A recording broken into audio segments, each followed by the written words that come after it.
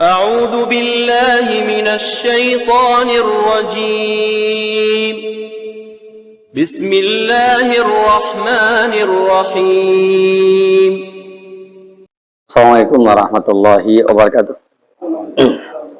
Innal hamdalillah nahmaduhu wa nasta'inuhu wa nastaghfiruh wa na'udzu billahi min sururi anfusina wa min sayyiati a'malina may yahdihillahu fala mudilla lahu wa may yudlil fala hadiya lahu. Asyhadu an la ilaha illallah wahdahu la syarika lahu wa asyhadu anna Muhammadan abduhu wa rasuluhu alladzi la nabiyya ba'dah, amma ba'd. Akhwatal Islam rahimani wa rahimakumullah. Walhamdulillah wa syukru ala ni'amillah. Pada malam ini dengan takdir Allah jalla dzikruhu kita dipertemukan di majlis ini yang semoga dirahmati oleh Allah Subhanahu wa taala. Salawat dan salam semoga tercurah kepada Nabi kita yang mulia Nabi Muhammad sallallahu alaihi wasallam, kepada keluarganya, kepada para sahabatnya, serta kepada pengikutnya yang setia sampai yaumul qiyamah. Jemaah sekalian rahimakumullah, di malam ini insyaallah taala kita akan memetik faidah dari sebuah kutub dengan judul Al-Wasaya As-Saniyah Litaibina ila Salafiyah. Wasiat yang yakni wasiat yang mapan, wasiat yang matang. Litaibina ila salafiyah, bagi orang-orang yang kembali kepada manhaj salaf atau kepada dakwah salafiyah. Jadi di sini isinya adalah wasiat untuk kita semua yang memang menyatakan bahwa kita ingin kembali meniti jalan yang telah ditempuh oleh para sahabat Nabi ridwanullah alaihim ajma'in. Maka pertanyaannya adalah bagaimana caranya orang agar ketika dia bertaubat atau ketika dia kembali meniti jalannya para salafus sholih dengan cara yang benar. Di kitab ini isinya ada 5 poin dan ditulis oleh Syekh Abu Abdillah Ahmad bin Muhammad Asy-Syihi. Syekh Abu Abdillah Ahmad bin Muhammad Asy-Syihi itu penulisnya. Buku ini adalah anggap saja buku saku untuk kita semua. Buku saku, buku pegangan yang nanti jangan sampai lupa. Setiap kita harus harus mengingat-ingat ya. Saya kira kalau cuma 5 poin kayaknya hafal ya. Kan cuma 5 poin ya. Masa antum Pancasila ada 5 hafal, yang ini nggak hafal itu ya. Gitu kan. Begitu. Jadi di sini kita akan insyaallah taala ya akan berusaha untuk mempelajari masalah ini ya, yaitu wasiat yang mulia yang berbicara tentang bagaimana orang yang bertaubat dan kembali kepada dakwah salafiyah. Begitu. Baik, barakallahu fikum. Berikutnya Apa wasiat yang disampaikan oleh Syekh Abu Abdullah Ahmad bin Muhammad As-Syihi untuk kita semua, untuk saya dan untuk jamaah sekalian ya. Assalamualaikum. Yang pertama, jamaah sekalian, wasiat yang pertama yang beliau sampaikan kepada kita adalah ihmadillah ala hadhihi ni'mah. Pujilah oleh kamu Allah atas nikmat ini. Washkurhu 'alaiha, dan bersyukurlah kepada Allah atas nikmat ini. Nikmat apa? Nikmat mau kembali kepada manhaj salaf. Nikmat mau kembali kepada ya cara beragamanya para sahabat Nabi. Seperti itu. Kita ingin diri kita ini seperti jalan yang sudah ditempuh oleh para sahabat Nabi.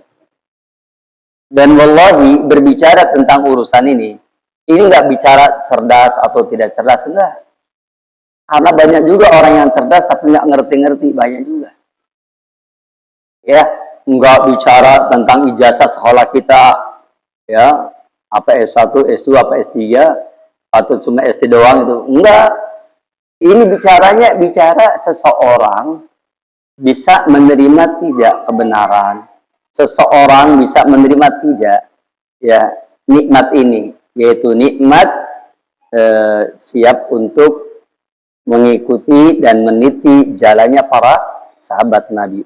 Makanya kalimatnya ihmadillah ya ala hadhihi ni'mati, ya pujilah Allah atas nikmat ini, washkurhu 'alaiha, dan bersyukurlah kepada Allah tabaraka wa ta'ala. Selanjutnya, kemudian ada beberapa riwayat yang berbicara tentang masalah ini. Mungkin saya coba ambil keterangan ini ya, yaitu bagaimana Rasulullah SAW mengajarkan kepada kita supaya kita memuji Allah tabaraka wa ta'ala. Begitu. Di antaranya ada hadis ya, Rasulullah SAW bersabda, man fa'ala hasanatan, barang siapa yang dia melakukan kebaikan, falyahmadillah, hendaklah dia memuji Allah. Siapa yang melakukan kebaikan, mengerjakan kebaikan, falyahmadillah, hendaklah dia memuji Allah. Jadi ternyata orang yang mendapatkan kebaikan itu, yang pertama kali harus dia lakukan, dia memuji Allah Subhanahu wa ta'ala. Itu yang pertama. Kemudian selanjutnya jemaah sekalian, kenapa kita mesti memuji Allah tabaraka ta'ala, bahkan juga kita harus seperti ini? Jawabnya karena memang orang yang mendapatkan kebaikan yang datang dari Allah, maka dia harus tahu bahwa kebaikan itu datangnya dari Allah. Ma asobaka min hasanatin faminallah, wa ma asobaka min sayiatin famin nafsik. Kata Allah tabaraka ta'ala, ma asobaka min hasanatin, apapun kebaikan yang engkau terima, faminallah, maka itu datangnya dari Allah. Wa ma asobaka min sayiatin famin nafsik, dan apa saja keburukan ya yang datang atau yang menimpa kamu, famin nafsik, maka itu berasal dari dirimu sendiri. Jadi kalau kita mendapatkan kebaikan, itu datangnya dari Allah Subhanahu wa ta'ala. Dan apabila dia mendapatkan keburukan, maka hendaklah dia menyandarkan kepada dirinya sendiri. Begitu. Di sini ada sebuah hadis yang dinukil oleh Syekhul Islam Ibnu Taimiyah di dalam kitab Majmu'ul Fatawa dari sahabat Nabi yang mulia Abu Dzar Al-Ghifari. Disebutkan di dalam hadis ini, dan hadis ini terdapat di dalam riwayat Imam Muslim dalam kitab Sahihnya. Di antara redaksinya adalah faman wajada khairan falyahmadillah wa man wajada ghaira dzalik fala yalumanna illa nafsah.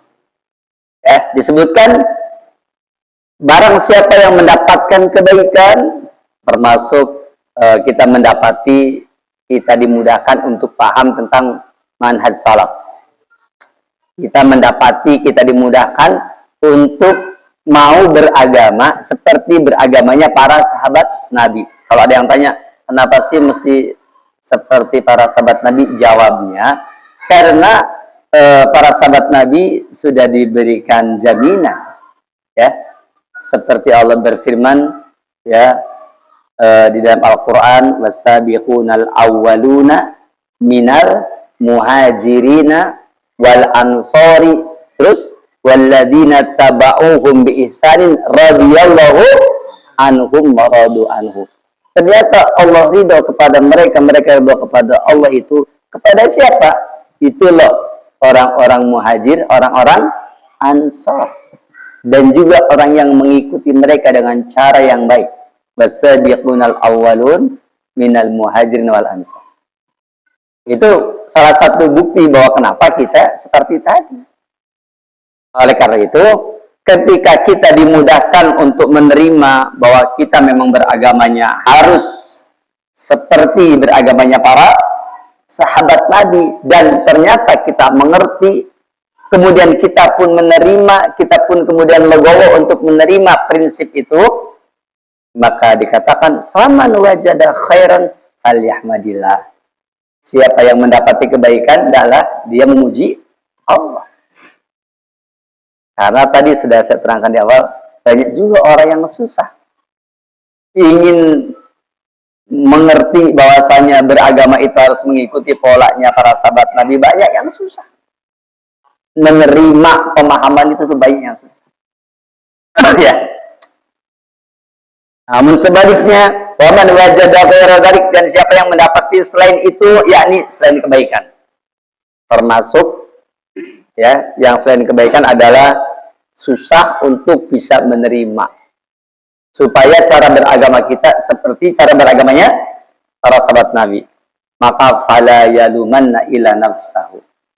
Jangan menyalahkan siapa-siapa, jangan mencela siapa-siapa.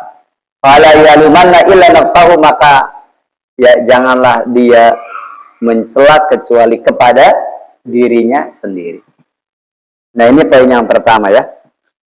Poin yang pertama, bahwa ketika seseorang diberikan kemudahan untuk memahami manhaj salaf, memahami pentingnya beragama, mengikuti cara beragamanya para sahabat Nabi, maka maka hendaklah dia memuji Allah, maka hendaklah dia bersyukur kepada Allah. Kalimatnya ihmadillah ala hadhihi nikmah. Ini nikmat lah, jemaah sekalian. Nikmat untuk menerima manhaj salaf. Saya mau tanya, yang begitu namanya nikmat apa? Namanya nikmat apa yang begitu? Nikmat agama. Emangnya nikmat ada berapa, jemaah? Nikmat ada berapa nikmat? Ayat terakhir yang turun tentang hukum, apa tuh ayatnya? Al-yawma akmaltu, terus lakum dinakum, terus wa asmamtu alaikum nikmati wa raditu lakumul islam madina. Berdasarkan ayat tadi, jadi nikmat ada berapa tuh? Al-yawma, pada hari ini, akmaltu, aku telah sempurnakan, lakum, bagi kalian, dinakum, agama kalian. Nikmat apa tuh? Nikmat agama, nikmatun diniyatun. Betul begitu? Iya, saya bin Baz mengatakan dari ayat Allah yang mulia ini di dalam surah Al-Maidah ayat yang ketiga ini jadi dalil bahwa nikmat itu ada dua. Satu, nikmat diniyah. Al-yawma akmaltu lakum dinakum. Berikutnya, wa atmamtu 'alaikum nikmati, dan aku telah cukupkan atas kalian nikmatku. Apa tuh nikmat apa tuh? Hah? Nikmat apa tuh? Hah? Nikmat duniawiyah. Kan tadi nikmat diniyah agama. Berarti ini nikmat duniawiyah. Wa atmamtu, dan aku telah cukupkan. Mas kalian, antum ngerti nggak? Bicara agama, kamu harus sempurnakan agama kamu. Tapi kalau bicara nikmat dunia, kamu hanya cukup-cukupan aja. Dinakin oleh 10.000 cukup, dinakin oleh 20.000 cukup, begitu. Paham ya Pak? Hah? Paham tidak? Atau pura-pura nggak paham antum? Jadi kalau urusan dunia tuh cukupkan, tapi kalau urusan agama dimaksimalkan, disempurnakan. Jadi kesimpulannya menggawe karo ngaji kudu getol apa aja? Benar. Menggawe dengan ngaji harus getol mana?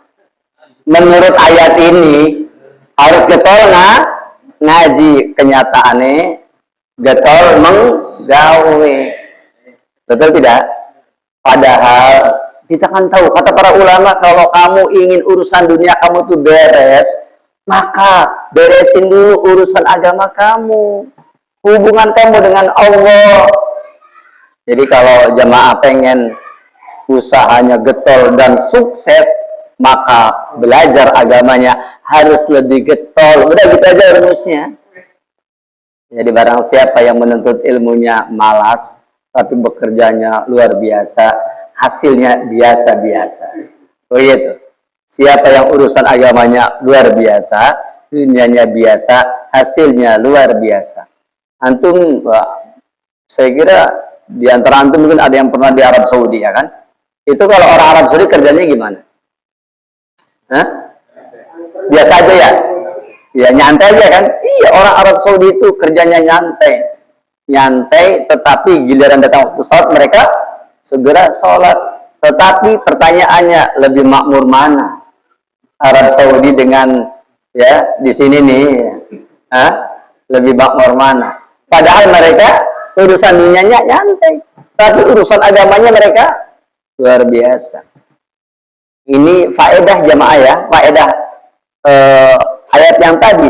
Al-yawma akmaltu lakum dinakum wa atmamtu 'alaikum ni'mati wa raditu lakumul Islam madina. Jadi kalau antum pengen tahu sebab kegagalan antum dalam usaha di dunia, nggak usah jauh-jauh, parameternya tinggal bandingkan. Apakah urusan agama itu antum menyempurnakan usahanya dan urusan dunia mencukupkan sekedar sesuai dengan kebutuhan, ataukah dibalik? Soklah pikirkan ya. Nanti pulang ngaji dari sini, pulang-pulang tuh mikirin terus tafakur ya. Kayaknya bener juga nih. Kita kerja siang malam, sementara menuntut ilmunya malas. Baca Qur'annya malas, ya kan? Kemudian menuntut ilmunya malas. Ya, kalau bekerja muter otak, gitu kan? Kalau lagi ngaji, otaknya di-off-kan, gitu kan? Ini gimana terbalik ya, jamaah sekalian? Baik. Barakallahu. Oleh karena itu, maka ketika kita nanti melihat ada orang, yang orang tersebut ternyata orang tersebut mendapatkan musibah. Apa musibahnya? Musibahnya nggak paham tentang pentingnya beragama, mengikuti pemahaman para sahabat Nabi. Nggak paham. Ada nggak yang begitu? Sangat banyak. Maka antum bilang kepada dia dengan doa ini nih, doanya ya. Alhamdulillahilladzi afani mimma betalaka bihi. Ya, segala puji bagi Allah yang telah memaafkan aku dari ujian yang Allah berikan padamu dengannya. Masya Allah, kamu diberikan ujian gak paham-paham. Kalau beragama itu harus mengikuti cara beragamanya para sahabat Nabi. Gak paham-paham. Begitu ya. Ada yang semangat beragama, tapi semangat beragamanya mengikuti emosi. Ada yang semangat beragama, tapi beragamanya mengikuti emosi, bukan mengikuti bagaimana cara para sahabat Nabi menyikapi. Kemudian wa faddalani ala katsirin mimman khalaqa tabdila, dan Allah telah mengutamakan aku atas kebanyakan dari orang yang Allah ciptakan keutamaan.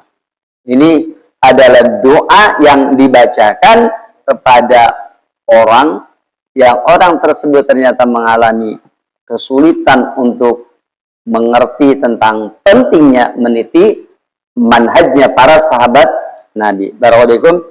Ini yang pertama jemaah sekalian ya. Kemudian kita masuk poin yang kedua ya.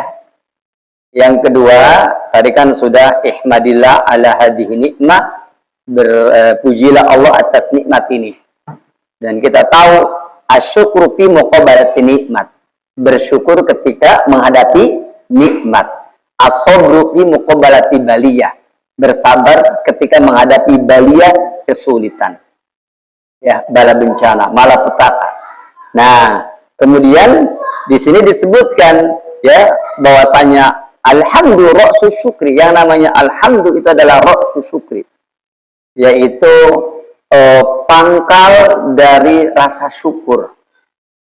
Karena apa? Karena alhamdu itu dibaca mau dapat nikmat, mau tidak dapat nikmat, tetap aja membacanya alhamdulillah. Mendapat nikmat, kita mengucapkan alhamdulillah binikmatihi tatimmu sholihah. Segala puji bagi Allah, binikmatihi, dengan nikmat Allah, tatimmu sholihatu, sempurna semua kebaikan. Terus kemudian ketika kita mendapatkan malapetaka, bara bencana, apa doanya tuh? Hah? Punya keinginan tapi tidak terlaksana, apa tuh? Alhamdulillah ala kulli halin. Begitu bukan? Ya, tetap alhamdulillah ya. Padahal nggak dapat nikmat, enggak. Tapi ngomongnya alhamdulillah ala kulli halin. Segala puji bagi Allah dalam seluruh keadaan. Tetap mengucapkan alhamdulillah. Makanya sebagian ulama mengatakan bahwa kalau orang itu mendapatkan bala bencana, malapetaka, sikap minimal apa? Kalau dapat bala bencana, dapat petaka, dapat keburukan, sikap minimal apa? Sabar. Itu adalah maqamul wujub. Itu sikap wajib jamaah. Kalau antum sabar mendapatkan musibah, itu antum berarti sudah memenuhi kewajiban. Berikutnya, kalau dia tidak sabar, mutasakhit umpamanya marah-marah, murka, atau jaji, berkeluh kesah. Apa hukumnya berkeluh kesah ketika mendapatkan bala bencana? Apa hukumnya? Masa nggak tahu hukumnya keluh kesah? Dapat bencana, malapetaka, dia berkeluh kesah, dia marah dengan takdir Allah, apa hukumnya? Hukumnya haram jemaah sekalian. Ya. Jadi al-jaza atas sakhut fi muqabalatil baliyah, bersikap berkeluh kesah, marah dengan takdir Allah ketika menghadapi apa? Ketika menghadapi bala bencana, itu muharramun, hukumnya haram, tidak boleh. Ya. Jadi kalau kita menjadi orang yang seperti itu, haram hukumnya, nggak boleh. Kalau sabar wajib, begitu. Dan orang yang sabar, lisannya berkata yang baik. Ya, walaupun dadanya sesek, wa basyiril sabirin, dan berikanlah kabar gembira orang-orang yang sabar. Alladzina idza asabatum musibah qalu inna lillahi wa inna ilaihi raji'un. Dalam surah Al-Baqarah ayat 155 dan 156. Allah berfirman, wa basyiril sabirin, dan berikanlah kabar gembira orang-orang yang sabar. Siapakah dia? Alladzina idza asobathum musibah, yaitu orang yang apabila terkena musibah, qalu, mereka mengatakan inna lillahi wa inna ilaihi raji'un. Sesungguhnya kita adalah milik Allah dan sesungguhnya kita akan kembali kepada Allah Subhanahu wa taala. Nah, ini maqam sabar. Ini maqamul wujub, minimal sabar. Syukur-syukur lisannya innalillahi, hatinya legowo, itu maqamur ridho, orang yang ridho. Lisannya innalillahi wa inna ilaihi raji'un, dadanya legowo. Kalau orang yang sabar tuh dadanya sesek, nggak legowo, sesek. Tetapi setiap kali ditanya innalillahi wa inna ilaihi raji'un, Allahumma jurni fi musibati wa akhlif ya khairan minha, terus seperti itu. Kamu murka tidak? Tidak, saya tidak. Tapi kayaknya dadanya sesak banget, ya maklum lah. Gitu ya. Kayaknya sama Pak ya dengan kita gitu ya. Kalau kita dapat musibah kan begitu. Ya, dadanya sesak tapi tetap lisan. Sebagaimana kata Rasul, tidak boleh mengatakan yang menyebabkan murka Allah. Begitu. Nah, ada lagi orang yang terkena musibah ini, dia malah bersyukur. Heran ya, ada orang yang terkena musibah tapi dia bersyukur. Kenapa? Karena dia mengamalkan hadis unduru ila man huwa asfala minkum wala tanduru ila man huwa fawqakum fa huwa ajdaru an la tajdaru nikmatallahi alaikum. Unduru, lihatlah oleh kamu ila man huwa asfala minkum, orang yang sebawah kamu kondisinya, yang lebih jelek daripada kamu, yang lebih rusak daripada kamu, yang lebih dahsyat musibah dan bala bencananya yang menimpa dia melebihi dari kamu. Unduru ila man huwa asfala minkum wala tanduru ila man huwa fawqakum. Jangan suka ngelihat orang yang lebih tinggi, Pak. Jangan. Antum penghasilan setiap hari 50.000, selalu melihat yang 1 juta per hari, sakit nantinya. Ya Pak ya? Itu namanya sakit. Kenapa sakit? Karena antum mengingat orang lain. Ingat-ingat orang lain, ngeling-ngeling orang lain, ya, menyebut-nyebut orang lain, itu penyakit. Kata Utsman bin Affan, dzikrullahi syifaun wa dzikrunasi daun. Ingat kepada Allah itu obat, ingat kepada orang lain, kepada tetangga itu daun, penyakit. Ya, di Nokia kita 1.000, tetangga 2 juta. Aduh, pusing ya. Kalau terus dagang lagi, begitu beres dari dagangnya udah gurung-gurung, hari ini dapatnya 100.000, tetangga 500.000. Gering jamaah, gering ya. Betul tidak gering? Iya, kata siapa tuh? Kata Utsman bin Affan, bukan kata Ahmad Tonari, bukan kata Utsman. Dzikrullah syifa, ingat Allah itu adalah obat, wa dzikrunasda, ingat manusia itu penyakit. Begitu. Ya, makanya jangan suka ngingetin manusia seperti itu. Kita harus ingat kepada Allah tabaraka wa ta'ala. Karena mengingat Allah akan timbul syifa, obat, kesembuhan. Begitu. Baiklah sekalian, ternyata apa tadi? Dia yakni membaca hadis ini, unduru ila man huwa asfala minkum, lihatlah orang yang sebawah kamu, wala tanduru ila man huwa fawqakum, janganlah kamu lihat orang yang seatas kamu, fa huwa azdaru an la tazdaru nikmatallahi alaikum, karena yang demikian itu ya azdaru lebih layak an la tazdaru nikmatallahi alaikum, supaya kamu tidak menganggap remeh dengan nikmat yang Allah berikan kepada kamu. Jadi di antara manfaat melihat orang yang lebih jelek dari kita itu, kita tidak akan meremehkan nikmat Allah, kita akan terus bersyukur kepada Allah.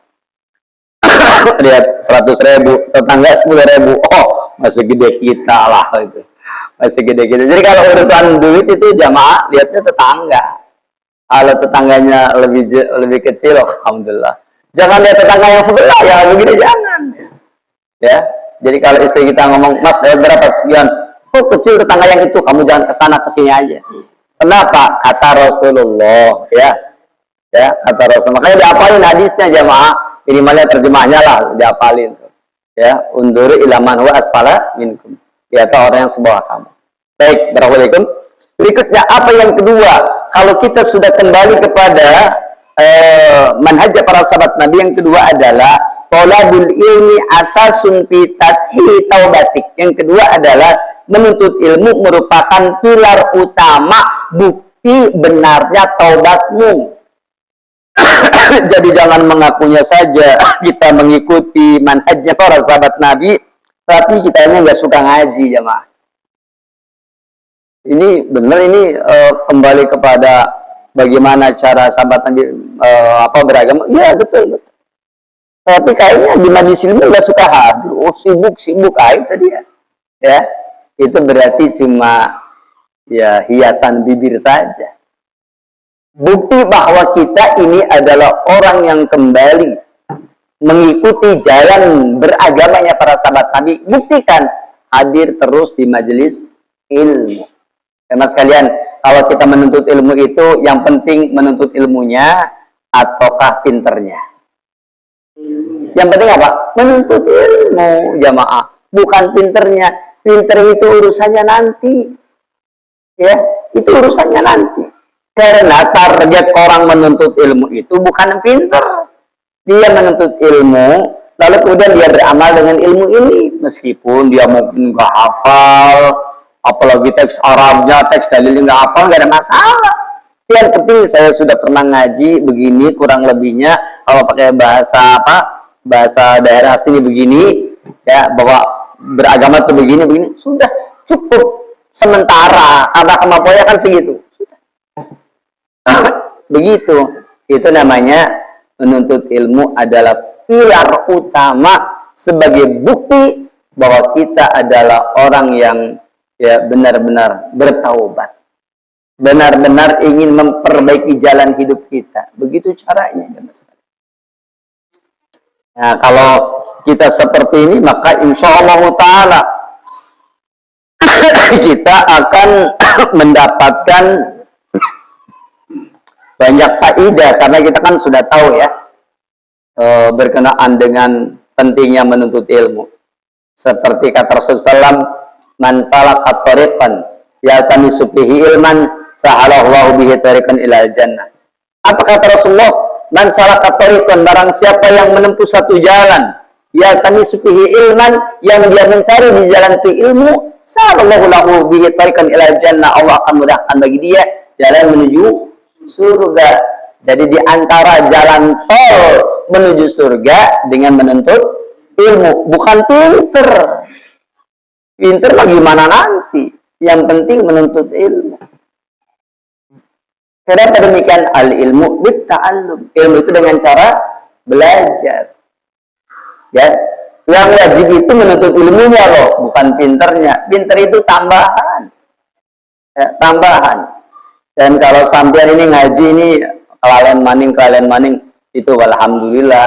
Kayaknya kalau sampean ngaji terus langsung nempel, kayaknya nggak ngaji lagi. Karena apa?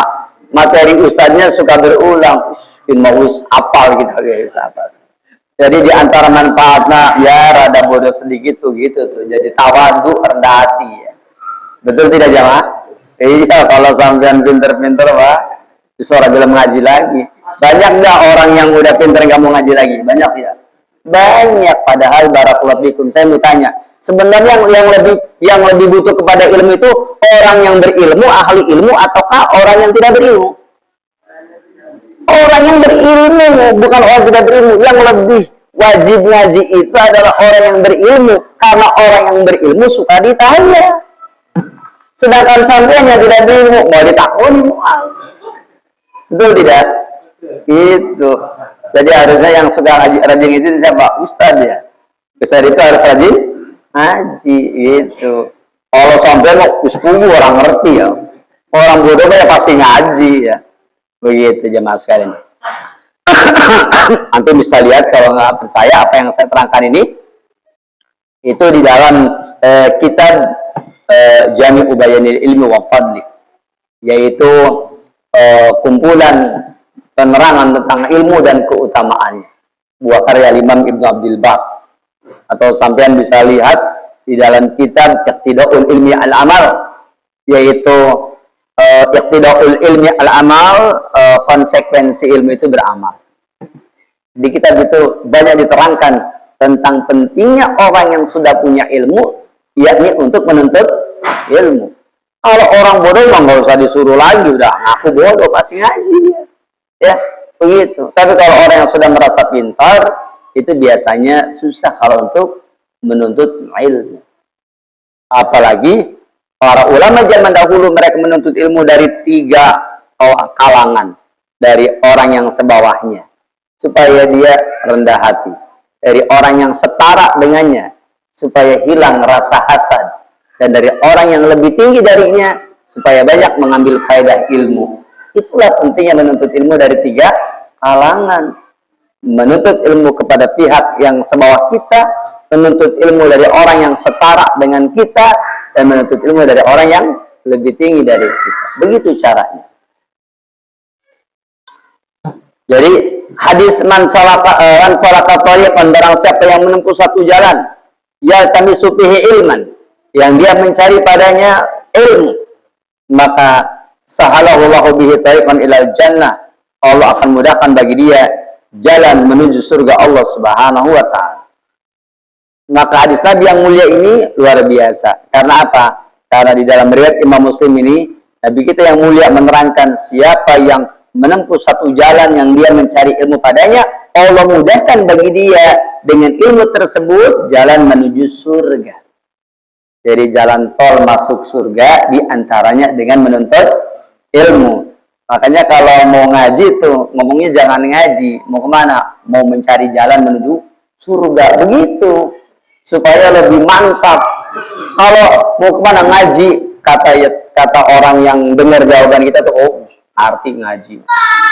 Terus ngaji mah biasa, entah maghrib sampai isya ngaji.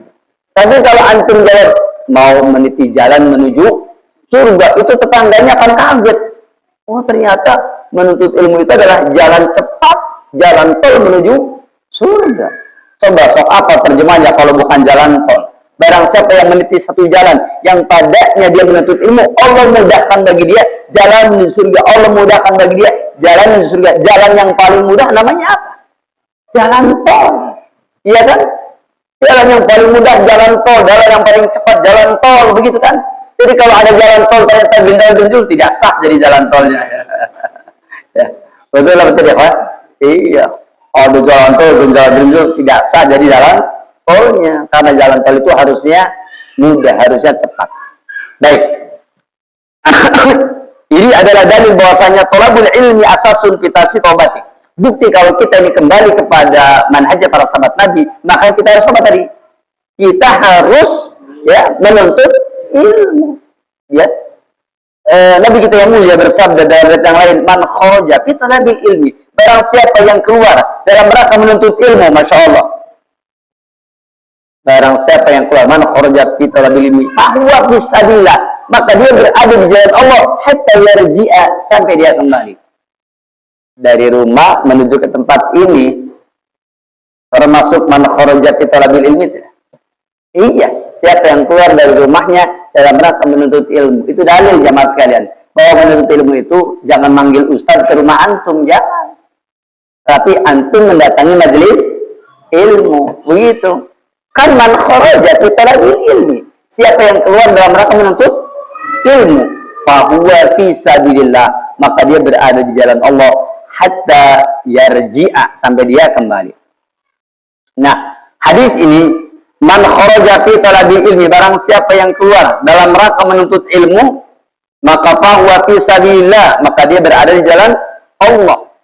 Man kharaja fi talabil ilmi, ya, fahuwa fi sabilillah hatta yarji'a, sampai dia kembali.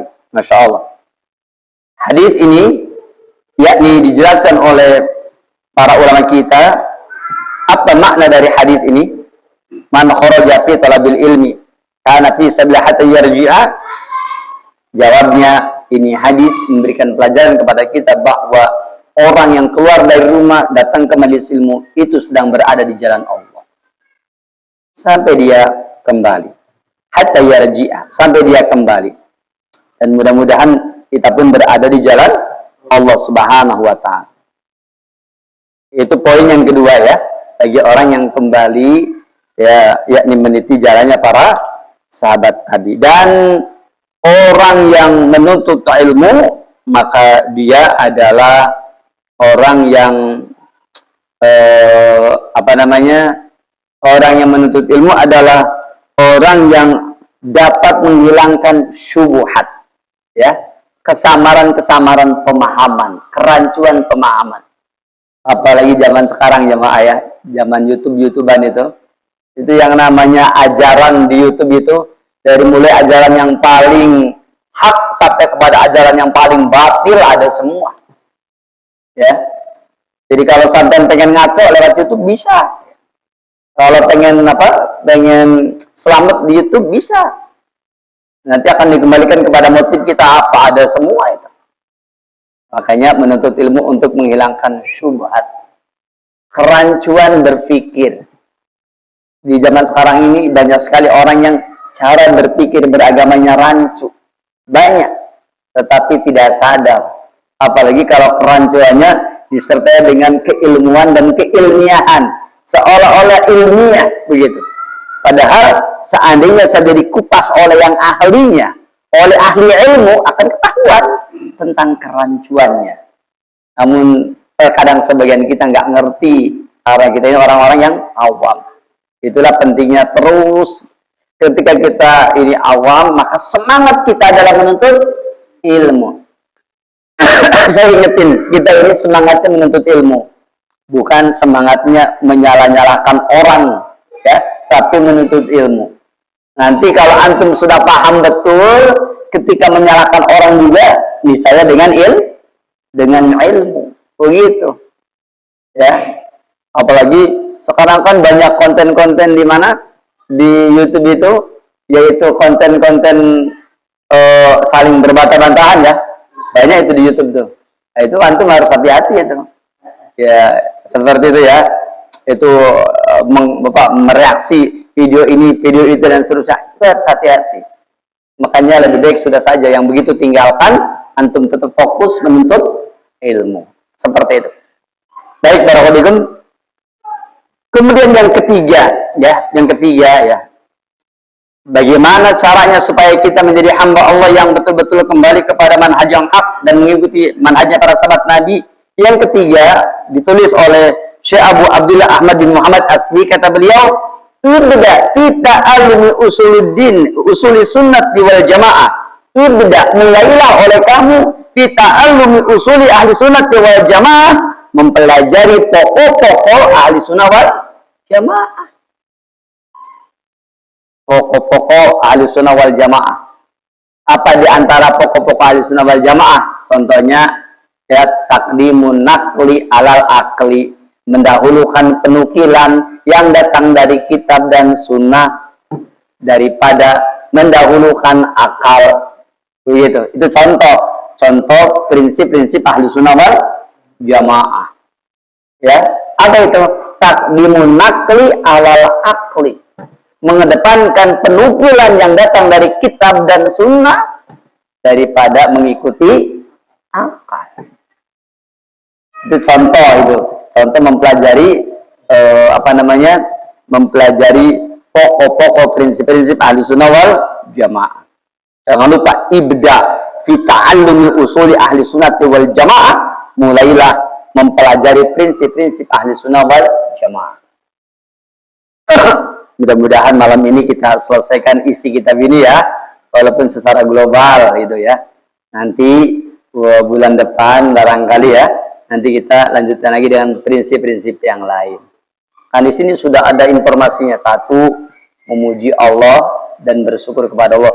Sudah kita walhamdulillah bini matatim musaliat. Yang keduanya, jangan lupa nuntut ilmu, ngaji yang rajin. Jangan sosokan sibuk terus yang malam gitu kan. Duitnya nggak seberapa ya, tapi ngajinya ditinggalkan. Jangan begitu. Kita harus bisa membagi waktu. Kenapa? Umur kita ini nggak tahu sampai kapan. Kita kan nggak tahu jamaah sekalian. Bisa jadi besok lusa kita nggak ada. Dari sekarang kita niatkan bahwa saya harus meluangkan waktu untuk menuntut ilmu. Jangan lagi kenapa sih ngaji? Lagi nganggur lah ngaji. Jadi kalau sibuk berarti nggak bakal ngaji dia. Jadi ngajinya gara-gara apa? Nganggur dia. Ya, bumpungan lagi nganggur, Ustaz, saya ngaji. Jadi kalau sibuk nggak ngaji dia aja. Ini orang ini adalah orang yang kufur nikmat. Kenapa? Karena menuntut ilmu adalah merupakan kewajiban dalam rangka meniti jalan mudah menuju surga Allah. Dia lupakan hanya mencari rezeki yang tidak seberapa. Begitu. Makanya kita atur waktu kita untuk menuntut ilmu. Jangan sok-sokan cari rezeki terus. Orang udah berapa puluh tahun antum cari rezeki ya. Udah pengalaman besar kan, banyak pengalamannya. Tapi bagaimana hasilnya? Gitu-gitu juga kan? Gitu-gitu juga. Makanya luangkan waktu untuk menuntut ilmu. Buktikan bahwa saya adalah orang yang betul-betul ingin seperti para sahabat Nabi. Kenapa? Man ahabba qauman, siapa yang mencintai satu kaum, maka apa katanya? Maka Allah Subhanahu wa taala akan memasukkan dia ke dalam kaum tersebut. Begitu. Maka siapa yang mencintai satu kaum, maka niscaya Allah Taala akan menjadikan dia yakni dimasukkan ke dalam barisan kaum tersebut. Kita mencintai para sahabat Nabi, maka insya Allah Taala kita mudah-mudahan akan dimulhakkan, disertakan ke dalam barisan para sahabat Nabi ridwanul alaihim ajmain. Ini adalah poin yang ketiga, yakni yang ketiga, mulailah mempelajari prinsip-prinsip ahli sunnah wal jamaah. Jangan sampai kita melupakan prinsip-prinsip itu. Kenapa demikian? Karena kita mengetahui bahwa ketika Allah berfirman tentang orang-orang yang wajahnya berseri-seri, apa kata Allah? Ya, yauma tabyaddu wujuh wa taswaddu wujuh. Yauma, pada hari tabyaddu wujuh wa taswaddu wujuh, putih berseri wajah-wajah dan hitam legam wajah-wajah. Ternyata tafsiran yauma tabyaddu wujuh wa taswaddu wujuh menurut tafsiran dari Ibnu Abbas radhiyallahu anhu, yauma tabyaddu wujuhu ahli sunnati wal jamaah wa taswaddu wujuhu ahli bid'ah, ya, wal ahwa, yaitu hari di mana putih bersih, putih berseri wajahnya ahli sunnah wal jamaah dan hitam legam wajahnya siapa? Yaitu wajahnya ahli bid'ah dan ahli hawa nafsu, begitu. Nah, ini poin yang ketiga, mulailah mempelajari pokok-pokok prinsip-prinsip ahlu sunnah wal jamaah. Insya Allah mudah-mudahan bulan depan kita akan membahas situ duror. Pernah belajar ya situ duror ya? Hah? Udah ya? Situ duror itu yang 6 prinsip yang agung itu dari prinsip ahlu sunnah wal jamaah yang ditulis oleh Syekh Abdul Malik Ar-Ramdhani Al-Jazairi. Belum? Ya sudah, nanti kita akan mempelajari itu sebagai pilar utama prinsip-prinsip ahlu sunnah wal jamaah insya Allah. Baik, terlebih kita masuk kepada poin yang keempat, wasiat yang keempat dari kitab ini. Apa wasiat yang keempat dari kitab ini? Yang keempat adalah yaitu la ta'khudul ilma illa mimman urifa bisunnah. Yang keempat, la ta'khudul ilma, janganlah kamu mengambil ilmu illa kecuali mimman urifa bisunnah, dari orang yang diketahui, dikenal dengan baik kalau dia komitmen di atas sunnah. Jadi ternyata menurut wasiat yang keempat ini, kita tidak boleh sembarangan menuntut ilmu ya. Tidak boleh sembarangan ngaji ya. Tapi ngajinya harus ke siapa? Miman urifa bisunnah, orang yang dikenal, ma'ruf, terkenal, dikenal dengan baik kalau dia komitmen dengan sunnah.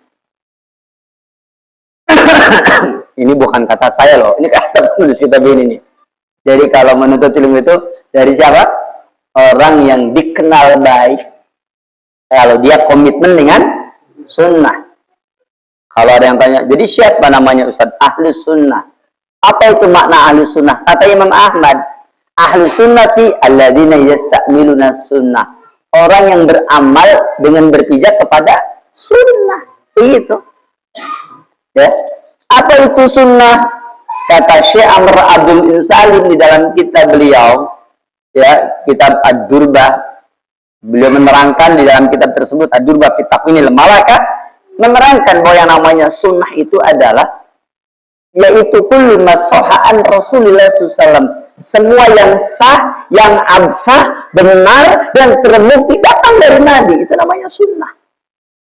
Jadi kalau ahli sunnah adalah alladzina yasta'miluna sunnah, yaitu orang yang apa? Orang yang komitmen dengan sunnah. Nah, menuntut ilmu itu kepada orang yang begitu, jamaah. Jangan asal sembarangan, apalagi antum kenal juga tidak, main ngaji-ngaji aja. Nanti tahu-taunya apa? Tahu-taunya merusak akidah kita, merusak keyakinan kita, begitu. Ya. Mari kita lihat bagaimana perkataan Imam Muhammad bin Sirin. Kata Al-Imam Muhammad bin Sirin, dia mengatakan, inna hadal ilma dinun, sesungguhnya ilmu ini adalah agama. Fanduru amman ta'khuduna dinakum. Fanduru, maka lihatlah oleh kalian amman dari siapakah ta'khuduna dinakum, kalian mengambil agama kalian. Jadi mengambil ilmu agama itu nggak boleh sembarangan, jamaah. Ya, saya mau tanya, kalau sampean pengen dicukur harus ke tukang apa? Tukang cukur, jangan ke tukang adukan ya. Nanti kepalanya diisi adukan gitu kan? Ke tukang cukur begitu kan? Kalau kita pengen dicukur ternyata bukan kepada tukang cukur yang ahli, rambutnya bakal apa? Gretes, ya kan? Mending rambutnya gretes. Bagaimana ya kalau gretes itu kepalanya ya? Begitu. Itu pentingnya urusan yang tadi. Kalau urusan dunia aja orang pasti kembali kepada yang ahlinya, apalagi urusan agama. Begitu.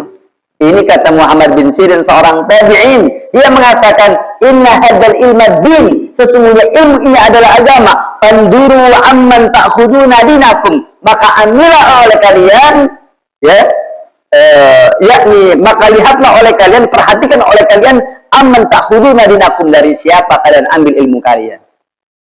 Ini poin yang keempat ya. Bahkan kata Muhammad bin Sirin, lam yakunu yas'aluna 'anil isnad. Ini dari saya. Belum. Berapa menit lagi? Ya, sebentar lagi ya. Ini supaya selesai sampai 5 ya. Sebentar, saya minta waktu. Lam yakunu yas'aluna 'anil isnad. Dulu katanya mereka nggak suka tanya tentang sanad. Maksudnya kalau ada ilmu ini berasal dari siapa guru kamu terus ditanya. Dulu kami nggak suka nanya begitu karena percaya dulu. Kemudian apa? Falamma waqa'atul fitnah, ketika terjadi fitnah, itu kekacauan pemahaman, barulah mereka bertanya, sammu ya lana rijalakum, kasih tahu siapa guru kamu, siapa guru kamu, siapa guru kamu. Kalau seperti itu. Dalam rangka apa? Dalam rangka memperhatikan kualitas ilmu. Ilmu harus diambil dari yang ahlinya. Begitu. Nah ini jemaah sekalian, ini contoh dari keterangan Al-Imam Muhammad bin Sirin tadi. Bahwa saya ulangi lagi, pesan yang keempat yang dituliskan oleh Syekh Abu Abdullah Ahmad bin Muhammad As-Sihi adalah, la ta'khudil ilma, janganlah kamu mengambil ilmu illa kecuali mimman urifa bisunnah, dari orang yang dikenal bahwa orang itu memang komitmen dengan sunnah. Kemudian yang kelima, dan ini yang terakhir ya, apa itu? Daruratul ruju'i ila kibari ahli ilmi fi muhimmatil masail. Daruratul ruju', harus mengembalikan. Darurat harus rujuk kembali. Daruratul ruju' harus kembali ila kibari ahli ilmi, kepada ahli ilmu yang senior. Kepada ahli ilmu yang senior. Ngerti kan senior? Wah, tidak sembarangan ahli ilmu yang mutamakin, yang mapan, yang tidak gampang leab-leab, sedikit kegoncang, leab sana, sedikit rendang, leab sini. Ahli ilmu yang mutamakin. Ya. Daruratul rujuk mesti mengembalikan ila kibari ahli ilmu, kepada kibar ahli ilmu, kepada ahli ilmu yang senior fi muhimmatil masail, dalam urusan-urusan yang penting. Kayak kemarin umpamanya urusan pemilu, itu tanyakan kepada ulama, bagaimana kata ulama, boleh tidak kita ikut pemilu, gitu. Nanti dengarkan ya bagaimana pandangan para ulama. Jangan ngurusin pandangan ustad-ustad di sekitar kita saja. Karena apa? Karena ini urusannya urusan besar kan. Urusan pemilu kalau nggak hati-hati antara antum bertengkar tuh. Ya, yang pengennya nomor 1 ternyata kalah yang menang nomor 2 gitu kan. Yang membela nomor 2 dengan bangganya mencela yang nomor 1. Ya, yang nomor 3 apalagi gitu kan. Nah ini nggak boleh terjadi di kalangan ahlus sunnah. Makanya caranya Pak, kembalikan kepada patah kibar ulama. Oh ternyata para ulama mengatakan bahwa pemilu itu boleh kamu mengikutinya kalau jelas maslahatnya. Kan begitu. Kalau jelas maslahatnya kamu boleh mengikutinya. Kalau masing-masing berbeda-beda pandangan nggak ada masalah. Dia mungkin ikut karena dia memandang maslahat. Dia nggak ikut mungkin karena nggak ngerti maslahatnya. Nggak ada masalah. Selesai sudah. Itu diantara faedahnya mengikuti fatwa kibar ahli ilmu, tidak kemudian saling bertengkar urusan-urusan yang begini ya. Nah ini darat terujuk ila kibar ahli ilmi fi Muhammad Rasul. Apalagi umpamanya urusan apa? Apalagi urusannya urusan akidah, apalagi urusannya urusan akidah ahli sunnah wal jamaah yang berkenaan dengan prinsip ahli sunnah wal jamaah, harus tanya bagaimana pandangan kibar ahli ilmu begitu. Sudah 5 poin jamaah ya. Kira-kira apa enggak nih 5 tadi? Hah? Yang pertama, pujilah Allah atas nikmat ini dan bersyukurlah. Yang kedua apa? Menuntut ilmu merupakan pondasi apa tadi? Iya, dalam pondasi dalam membuktikan tobat kamu gitu kan. Yang ketiga? Iya, mulailah belajar prinsip-prinsip ahli sunnah wal jamaah. Terus kemudian yang keempat?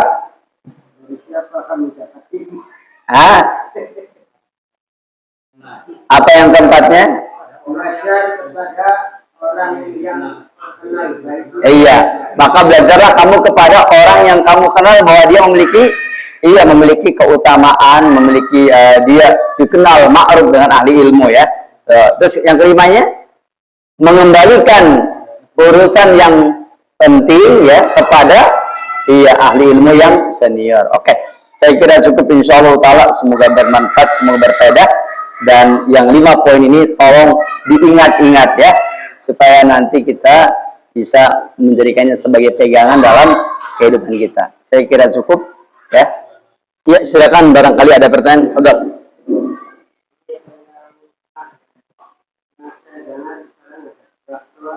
Mencari ilmu itu jangan tanya ke gurunya yang datang, tapi jamaah atau muridnya kan. Nah. Sedangkan kalau ada rumah kosong, berarti gurunya datang, muridnya datang, itu menyalahi hinggah. Tidak, boleh, tidak apa-apa, nggak ada masalah. Para ulama zaman dahulu juga, umpamanya singgah di satu kota, kemudian orang-orang datang, kemudian mereka belajar. Singgah di kota yang lain, orang-orang juga datang, kemudian belajar. Itu nggak ada masalah, ya, seperti itu.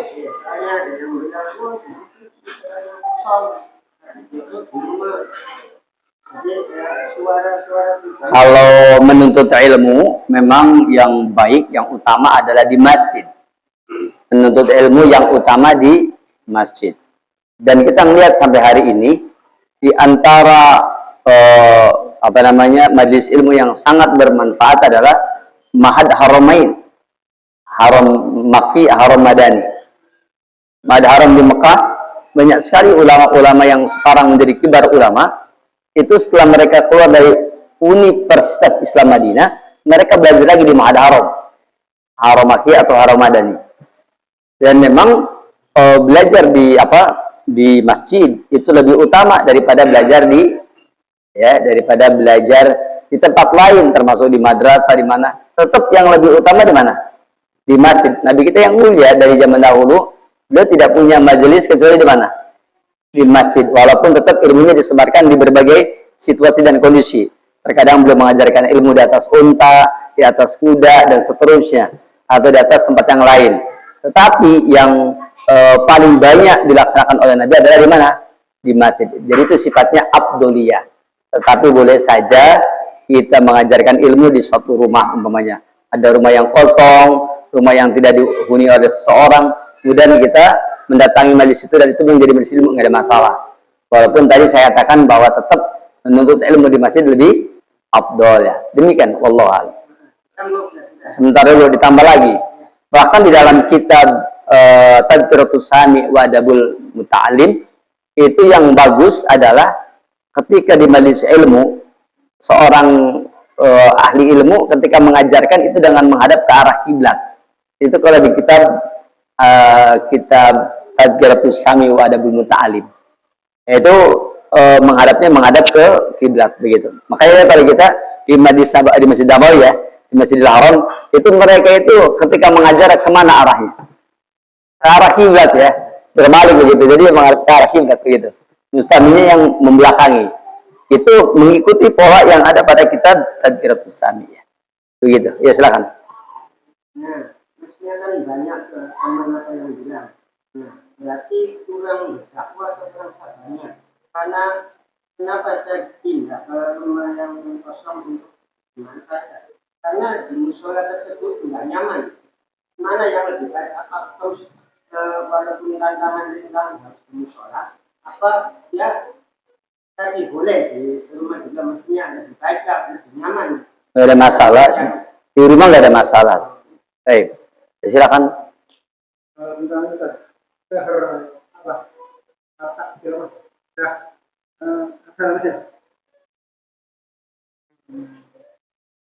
Yang itu apa sih tentang jahil apa? Al-udhur bil jahli. Iya, udhur bil jahli. Kenapa? Ada apa Ya, lagi? di sini kan istilahnya pernah saya itu tanya langsung ya, kontak langsung tentang bahwa kalau kita melihat orang dalam melakukan perbuatan kesyirikan, Iya.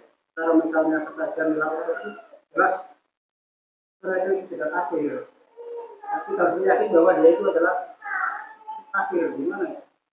Bukan meyakini bahwa menghukumi. Saya mau tanya, dia orang ngerti apa orang bodoh? Yang antum hukum itu orang ngerti apa orang bodoh? Dia mau bodoh mau pinter. Kalau sudah perbuatannya dikit ya harus dihukumi. Iya. Sekarang saya mau tanya, kalau yang dihukumi antum, mau nggak begitu? Enggak mau. Ya sudah. Mana ada ajaran Islam begituan, ya kan? Paham tidak? Saya mau tanya, man jahila ulima au khudira, orang yang bodoh itu dikasih ilmu atau diperingatkan? Hah? Dikasih ilmu, orang bodoh itu dikasih ilmu, diberi ngerti, ya kan? Paham? Apa? Iya, kalau orang itu bodoh dikasih, bukan di, iya begitu. Bisa dipahami? Tapi ada apa sih? Ada apa? Alasannya apa sih dalilnya itu banyak kan? Banyak, dalilnya banyak, tapi semuanya dalil-dalilan itu. Dalilnya banyak, tapi dalilnya tuh dalil-dalilan. Ngerti nggak dalilan? Dalil yang disangka dalil, padahal sebenarnya bukan dalilnya. Itu namanya manhaj sorum. Mengeluarkan orang dari Islam. Dakwah ini manhajnya sorum apa bengkel? Antum berdakwah itu memperbaiki apa mengeluarkan orang dari Islam? Memperbaiki. Orang kafir aja diajak kepada Islam. Orang yang sudah Islam kok antum keluarkan dari keislamannya? Mana ada dakwah seperti ini? Bisa dipahami? Hah? Mengerti sekarang? Makanya ambil ilmu dari orang yang paham urusan beginian. Itu manhaj emosi namanya. Paham? Dan manhaj itu cocok bagi orang dengan hawa nafsunya. Ya. Terus yang ketiganya, manhaj ini sok-sokan. Satu pertanyaan kecil saja. Kalau orang punya manhaj begini, dia sendiri ada kebodohan nggak pada dirinya? Saya mau tanya, dia yang mengatakan seperti itu, dia sendiri punya kebodohan nggak pada dirinya? Kira-kira punya kebodohan nggak? Berarti kalau gitu dia dulu yang kafir duluan, ya kan? Bisa dipahami? Kalau dia punya kebodohan nggak? Kalau dia mengatakan tidak punya kebodohan, dalam kitab Sahih Bukhari, sahabat Nabi dikatakan oleh Rasul, innaka fika imru'un jahiliyah. Sesungguhnya kamu adalah pada dirimu masih ada kejahiliahan. Itu tuh sahabat Nabi, pada dirinya ada kejahiliahan. Berarti sahabat Nabi ada kebodohannya kan? Saya mau tanya, pada saat orang itu bodoh, mungkin nggak dia melakukan kesyirikan? Mungkin. Mungkin nggak melakukan kekufuran? Mungkin. Mungkin nggak melakukan kesalahan? Mungkin. Maka pada saat itu pula dia jadi kafir begitu? Mau bodoh mau tidak? Betapa teganya engkau. Ya? Bisa dipahami kan? Ngerti sekarang, ngerti? Baik, ya. Jadi antum jangan mudah terpengaruh dengan orang yang manhajnya manhaj sorum. Antum bilang aja, antum manhaj sorum. Ya, ngerti sorum? Mengeluarkan mobil biar laku, ya kan? Ya nggak dijual. Kalau bengkel diperbaiki. Ini antum mengeluarkan kaum muslimin dari barisan kaum muslimin menjadi kafir. Ganian dia. Ya kan? Dan kalau dia seperti ini, maka yang pertama kafir bukan orang lain, dirinya sendiri. Kan tadi bilang katanya mau bodoh, mau tidak bodoh, pokoknya kalau berbuat kesyirikan kafir dia. Ya termasuk dia. Bahkan dia mungkin orang yang pertama kali. Bisa dipahami? Baik, barakallahu. Mudah-mudahan dimengerti ya. Makanya ngajinya yang betul, jangan asal ngaji. Ya, harus sekarang banyak orang yang memang tampil dan seperti ahli ilmu, padahal sebenarnya jauh dari ilmu. Allah hafal dalil banyak. Orang hafal dalil sekarang zamannya, ya enggak? Sekarang ini zaman orang banyak hafal dalil ya. Banyak hafal dalil. Banyak hafal Quran banyak enggak? Hafal hadis banyak enggak? Tetapi saya mau tanya, emangnya kalau orang hafal Quran dijamin dia pasti ngerti Islam? Enggak jamaah, coba antum perhatikan dalam kitab As-Sunan wal Mubtada'at. Orang-orang zaman dahulu yang menjadi sebab timbulnya bid'ah dalam agama siapa tuh? Arab Kori yang bacaannya antik-antik, yang bacaannya hebat-hebat, tapi dialah yang mengawali timbulnya bid'ah dalam agama. Itu orang yang hafal Quran, ya, orang yang hafal Quran 30 juz bacaannya Masya Allah, sampai kalau dia sholat berjamaah yang asalnya nggak laku masih jadi laku karena bacaannya hebat. Jadi dari zaman dahulu seperti itu. Ya, begitu barangkali ya. Wallahu a'lam. Ada lagi? Iya silakan. Nah.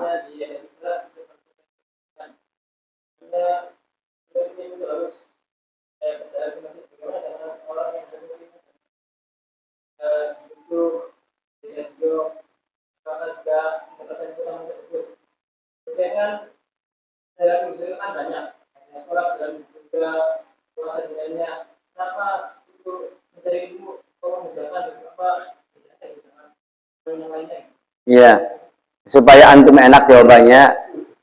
Antum nuntut ilmu pakai YouTube atau pakai media yang lainnya itu kalau darurat saja lah. Kalau darurat saja. Kalau antum nggak bisa nuntut ilmu ke sini karena antumnya gempor itu kan. Wah. Kalau darurat saja, ya bisa dipahami nggak? Maksud saya, kalau darurat memang antum nggak bisa ngapa-ngapain, antumnya stroke ya nggak apa-apa di rumah pakai YouTube lah gitu ngeliat ya, nggak apa-apa ya. Begitu. Bisa dipahami? Ya. Jadi maksudnya nuntut ilmu tetap harus datang ke majelis ilmu. Karena apa? Keluarnya ada faedah. Dan menuntut ilmu itu bukan cuma transfer pengetahuan ya akhi. Bukan hanya ilmu di transfer gitu, bukan. Tetapi antum melihat akhlak guru, antum melihat adab seorang guru, antum melihat ya bagaimana guru kita mengajari ilmu dan mempraktekannya. Begitu. Jadi menuntut ilmu itu bukan cuma transfer pengetahuan, tapi lebih dari itu. Bahkan ulama-ulama zaman dahulu menuntut ilmu itu ternyata itu lebih cenderung kepada adabnya daripada kepada ilmunya itu sendiri. Abu Bakar Al-Mutawi'i belajar kepada Imam Ahmad 20 tahun bersama dengan Imam Abdullah bin Ahmad bin Hanbal, anaknya Imam Ahmad, bersama dengan Saleh bin Ahmad bin Hanbal, anaknya Imam Ahmad. 20 tahun kata beliau, aku cuma belajar adab doang. Yang belajar ilmu 2 anaknya, aku belajar adab 20 tahun, Masya Allah. Antum berapa tahun belajar adab? Ya, itu menunjukkan bahwa belajar adab itu lebih penting daripada belajar ilmu. Kemudian di riwayat yang lain diterangkan Imam Ahmad punya murid 500 orang, 5.000 orang. Dari 5.000 orang itu 500 orang belajar ilmu, 4.500 belajar adab. Masya Allah. Coba saya mau tanya, jadi lebih penting mana tuh? Adab dengan ilmu enggak? Adab. Nah sekarang kalau antum belajar sama YouTube, antum mau belajar dari adabnya YouTube, adabnya Mbak Google, jadi paham ya kan? Sehingga diterangkan oleh sebagian ulama bahwa kalau menuntut ilmu 30 tahun itu belajar adab, 20 tahun belajar ilmu, total 50 tahun. Ternyata total 50 tahun itu belajar ilmunya 20 tahun, belajar adabnya 30 tahun, luar biasa. Ya.